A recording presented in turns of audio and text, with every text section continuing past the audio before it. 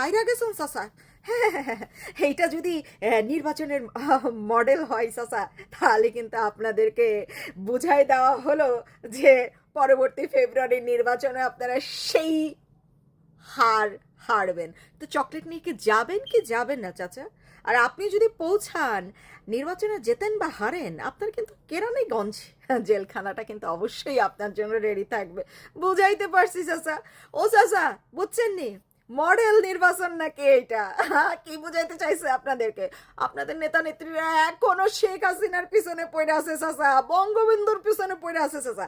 চাচা, ভিডিও বার্তাটা একটু ভালো করে স্ক্রিপ্ট করে লিখে আপনাদের নেতা নেত্রীদেরকে একটু কানে, মগজে, মাথায় সব জায়গায় ঢোকান। হ্যাঁ, যে শোন তোরা, বিশিষ্ট বিশিষ্ট নেতা কর্মীরা, তোরা শেখ হাসিনার বঙ্গবন্ধুর পিছনে লাইগা থাকিস না, সেই যোগ্যতা তোদের নাই। তোরা নিজ এলাকায় নিজ জনগণের ভোট কিভাবে পাবি সেইটা চিন্তা কর। সেইটা মানে জনগণের বোধাই বানানোর চেষ্টা করতে থাক, বেকুব বানানোর চেষ্টা করতে থাক। শেখ হাসিনার বঙ্গবন্ধু নিয়ে কথা বললে জনগণ বেকুব হবে না। জনগণ জানে শেখ হাসিনা কি, বঙ্গবন্ধু কি। ঠিক আছে?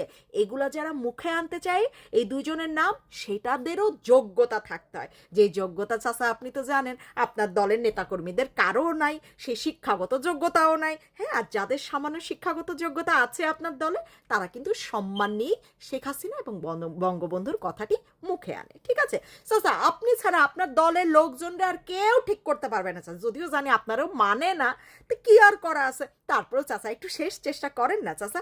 আপনার দলের নেতাকর্মীদের বলেন যে সারা জীবন সন্ত্রাসী কর্মকাণ্ড করে গেছিস, লুটপাট করে গেছিস, হত্যা করে গেছিস, দুর্নীতিতে চ্যাম্পিয়ন হয়েছিস, তাও এবার যদি এইরকম ডাকসু নির্বাচনের মতন ভরাডুবি হয়, চাচা সাঁতার তো জানেন না, পানিতে ডুববা না জানি মারা যান। বাংলাদেশে যেই পরিমাণ খাল বিল নদী নালা, চাচা এই চকলেট আবার ফিক্কা ফেলাই দেন তো চাচা।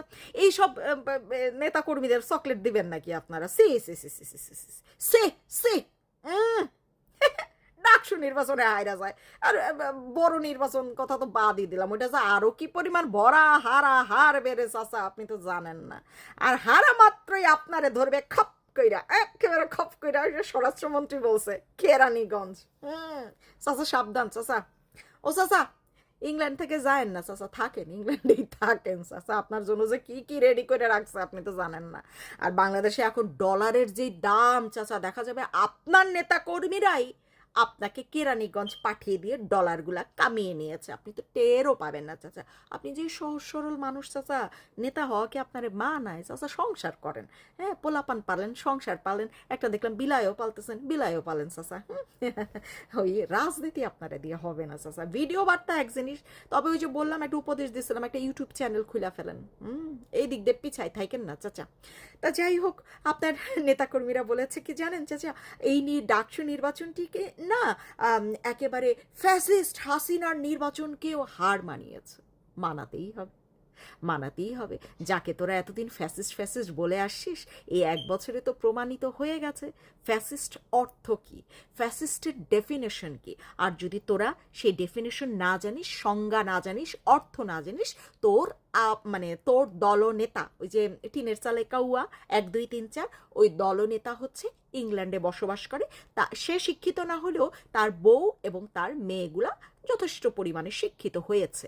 তো তাদের কাছ থেকে জেনে নিবি ফ্যাসিস্টের অর্থ কি, তাকে বলবি বাংলায় অনুবাদ করে তোদেরকে পাঠাইতে। তাহলে দেখবি শেখ হাসিনাকে আর ফ্যাসিস্ট বলতে তোদের ইচ্ছা করবে না। কারণ এই এক বছরে মানে ফ্যাসিস্ট যে কি সেটা তো বোঝা হয়ে গেছে, তাই না?